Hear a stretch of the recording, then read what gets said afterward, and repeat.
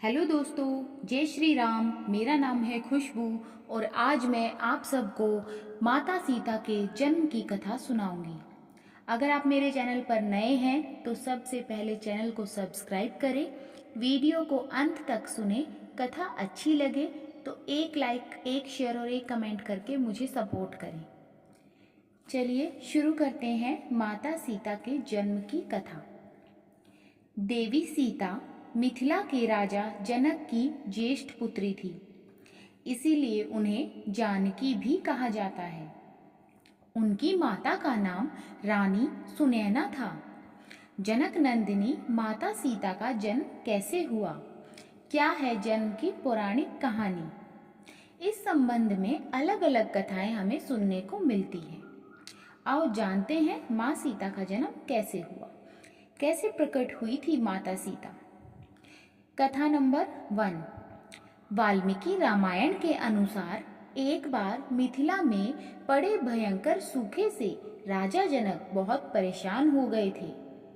तब इस समस्या से छुटकारा पाने के लिए उन्हें एक ऋषि ने यज्ञ करने और धरती पर हल चलाने का सुझाव दिया। उस ऋषि के सुझाव पर राजा जनक ने यज्ञ करवाया और उसके बाद राजा जनक धरती जोतने लगे। तभी उन्हें धरती में से सोने की डलिया में मिट्टी में लिपटी हुई एक सुंदर कन्या मिली। उस कन्या को हाथों में लेकर राजा जनक ने उसे सीता नाम दिया और उसे अपनी पुत्री के रूप में अपना लिया। एक कथा तो यह थी और अब हम सुनेंगे दूसरी कहानी। कथा नंबर 2। माता सीता के जन्म से जुड़ी एक और कथा प्रचलित है, जिसके अनुसार कहा जाता है कि माता सीता लंकापति रावण और मंदोदरी की पुत्री थी। इस कथा के अनुसार सीता जी वेदवती नाम की एक स्त्री का पुनर्जन्म थी। वेदवती विष्णु जी की परम भक्त थी और वह उन्हें पति के रूप में पाना चाहती थी।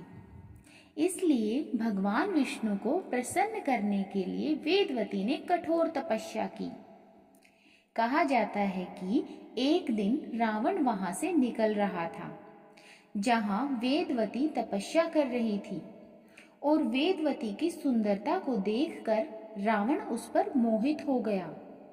रावण ने वेदवती को अपने साथ चलने के लिए कहा, लेकिन वेदवती ने साथ जाने से इनकार कर दिया। वेदवती के मना करने पर रावण को क्रोध आ गया और उसने वेदवती के साथ दुर्व्यवहार करना चाहा।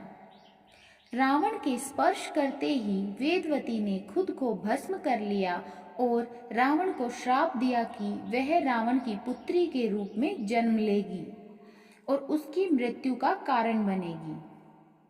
कुछ समय बाद मंदोदरी ने एक कन्या को जन्म दिया, लेकिन वेदवती के श्राप से भयभीत रावण ने जन्म लेते ही उस कन्या को सागर में फेंक दिया, जिसके बाद सागर की देवी वरुणी ने उस कन्या को धरती की देवी पृथ्वी को सौंप दिया और पृथ्वी ने उस कन्या को राजा जनक और माता सुनैना को सौंप दिया। जिसके बाद राजा जनक ने सीता का पालन पोषण किया और उनका विवाह श्री राम के साथ संपन्न करवाया। फिर वनवास के दौरान रावण ने सीता का अपहरण किया, जिसके कारण श्री राम ने रावण का वध किया और इस तरह से सीता रावण के वध का कारण भी बनी। जानकारी अच्छी लगी तो वीडियो को लाइक करें, चैनल को सब्सक्राइब करें और कमेंट में बताएं कि अगली कथा कौन सी सुनना पसंद करेंगे। धन्यवाद।